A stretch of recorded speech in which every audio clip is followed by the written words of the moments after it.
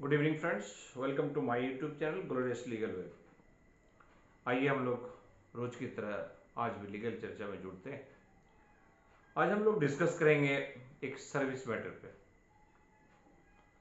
हमारे service matter में जो एम्प्लॉयज़ लोग होते हैं, बेस्ड ऑन द एलिगेशन उनके ऊपर जो है हार्ड पनिशमेंट ले लिया जाता है। तो इस संदर्भ में ऐसे एम्प्लॉय को क्या ऑप्शंस है, हाई कोर्ट में कोई रिलीफ मिल सकता है या नहीं, या उसे डिपार्टमेंटल इंक्वायरी फेस करना होगा, फिर डिपार्टमेंटल इंक्वायरी या उनकी कोई अपीलेट अथॉरिटी है तो वहाँ जाना होगा। इन सब विषयों पे आज हम लोग चर्चा करेंगे।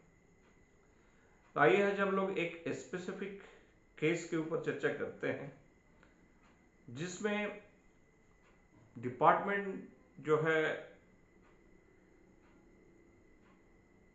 एक्चुअली उनके ऊपर जो है एम्प्लॉय के ऊपर एलिगेशंस लगाया और बेस्ड ऑन द एलिगेशंस बाद में इंक्वायरी प्रोसीडिंग चालू किया। अल्टीमेटली जो है चार्ज फ्रेम किया। उनमें जो है जैसे फॉर द एग्जाम्पल इन्होंने रोकड़पाल के दायित्व का निर्वहन नहीं किया, इनके द्वारा दिनांक सच और सच के बाद रोकड़ पंजी नहीं लिखी गई, कार्य के प्रति उदासीनता तथा कर्तव्यहीनता का द्योतक है, नजारत में संदर्भित रोकड़ पंजियों का दैनिक अद्यतन प्रविष्टियों के साथ जांच के लिए प्रधान लिपिक सह लेखापाल के समक्ष प्रस्तुत नहीं किया जाना, सरकारी राशि का दुरुपयोग करना का अस्थायी गबन के स्वरूप है।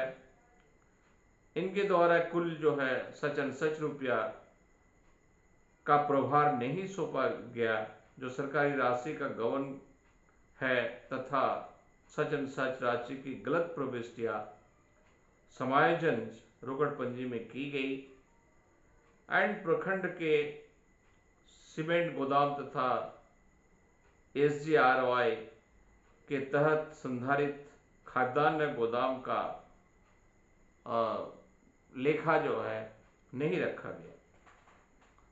तो ये उनके ऊपर चार्ज लगाया गया बेस्ड ऑन द एलिगेशन। अब जो है चूंकि उनके ऊपर हाँ सो कॉज और फिर जो है first show cause, second show cause, employee first show cause का जवाब दिया, सेकंड सो कॉज का जवाब दिया, इंक्वायरी फ्रेम हुआ, प्रोसीडिंग चला और इंक्वायरी के बाद जो है सारा कुछ उन्होंने डिपार्टमेंट को जो भी बातें रखना है, फर्स्ट जो नोटिस या सो कॉज उनके जवाब दिया, सेकंड सो कॉज के भी जवाब दिया और फिर भी जो है अल्टीमेटली हार्ड पनिशमेंट उनके ऊपर इम्पोज किया गया। तो हमारे हाई कोर्ट अल्टीमेटली जो डिपार्टमेंटल अपील जो है उस अपील को भी जो है हाई कोर्ट में चैलेंज किया फाइनली, और हाई कोर्ट बाकायदा ऐसे पिटिशनर को रिलीफ दिया। तो सिंपली जो है हम लोग की चर्चा का जो विषय है वो hard punishment can not rest on mere allegations, evidence is the sole departmental proceeding.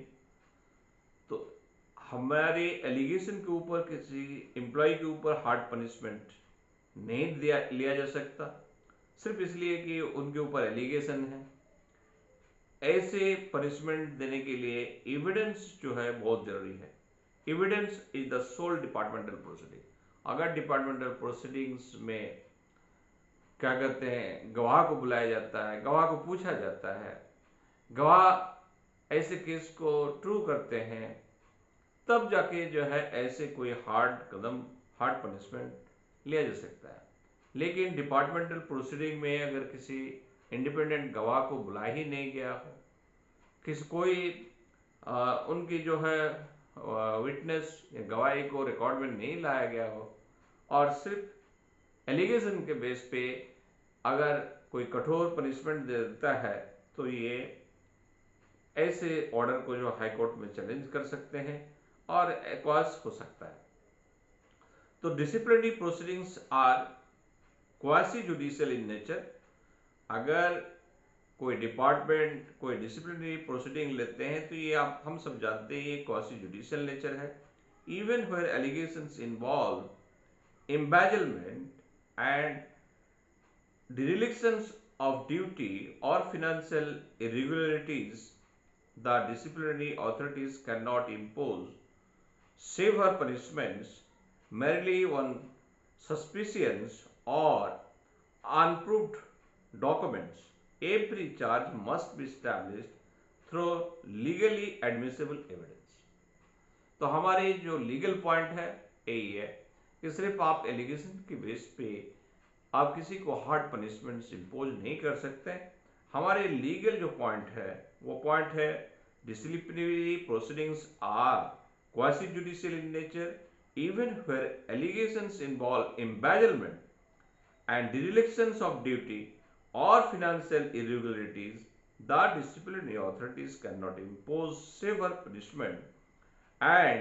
punishment and merely on suspicions on unproved documents.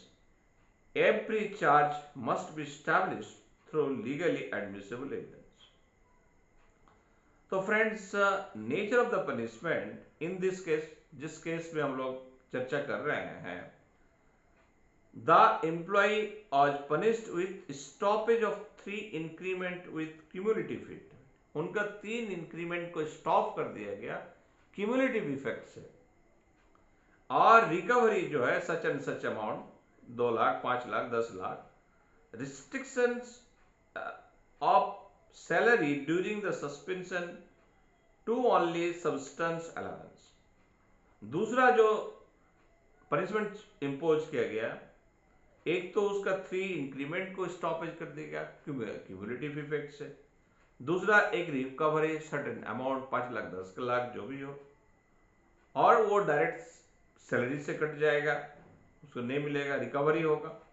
और restriction of salary during suspension, उनका जो सर्विस सस्पेंशन है उस अवधि के दौरान उसका कोई सैलरी नहीं पेमेंट होगा, to only substance allowance, subsistence allowance ही सिर्फ उनको मिलेगा, और उनमें भी एक पर्टिकुलर जो है परसेंटेज बात दिया 50%, 30%, वॉट एवर माइट। तो इस तरह के जब हार्ड पनिशमेंट इम्पोज होता है तो डेफिनेटली किसी एम्प्लॉय को बहुत तकलीफ होता है। The court found serious procedural defects. ऐसे केस में हमारे झारखंड हाई कोर्ट जो फाइंड किया, तो court found serious procedural defects. Number 1, no departmental witness was examined. Department जो है क्या कहते, किसी भी डिपार्टमेंटल विटनेस को एग्जामिन नहीं किया। Documents were merrily produced but never formally proved. जो भी डॉक्यूमेंट्स प्रोड्यूस किया गया इसको कभी भी फॉर्मली प्रूव्ड नहीं किया गया। The contents of documents were never established through oral evidence. जो डॉक्यूमेंट्स के कंटेंट्स है उसको कभी भी एस्टैब्लिश्ड ओरल एविडेंस के साथ नहीं किया गया। The inquiry officer relied on unproved material to hold the employee guilty. अब यहां सवाल पैदा होता है कि अगर कोई इंक्वायरी ऑफिसर ये रिलाई करे अनप्रूव्ड मटेरियल को to hold the guilty employee को गिल्टी होल्ड करने के लिए, तो ऐसे सिचुएशंस में हमारे कोर्ट जो है लीगल प्रिंसिपल्स को फॉलो किया, और वो लीगल प्रिंसिपल क्या है? The court relied upon Roop Singh Nagi versus Punjab national bank 2009 two SCC 570, Satyendra Singh versus state of Uttar Pradesh 2024 SCC online SC 3325, the principles are, इन क्या प्रिंसिपल है? A departmental inquiry is a quasi judicial proceeding, mere production of documents is not evidence. Mere production of documents is not evidence. अगर कोई documents आप produce भी करते हैं और क्या कहते हैं, वो जो है एविडेंस नहीं माना जाएगा। Documents must be proved bye competent witness. ऐसे डॉक्यूमेंट्स को निश्चित रूप से अवश्य ही किसी कंपीटेंट विटनेस से प्रूव्ड कराना पड़ेगा। और इस केस में, जिस केस में हम लोग चर्चा कर रहे हैं, ऐसे कोई विटनेस से कोई डॉक्यूमेंट्स को प्रूव नहीं कराया गया। Findings can not be based on no evidence. कोई भी फाइंडिंग्स इसके आधार पर जो है नहीं लिया जा सकता कि no evidence, findings can not be based on no evidence, and the inquiry officer must act independent and not as a representative of department. किसी भी इंक्वायरी ऑफिसर को एक इंडिपेंडेंट के रूप में काम करना होगा, न कि और डिपार्टमेंटल एम्प्लॉय के रूप में, एम्प्लॉय के रूप में, यानी डिपार्टमेंटल के जो एक अधिकारी के रूप में। क्यों?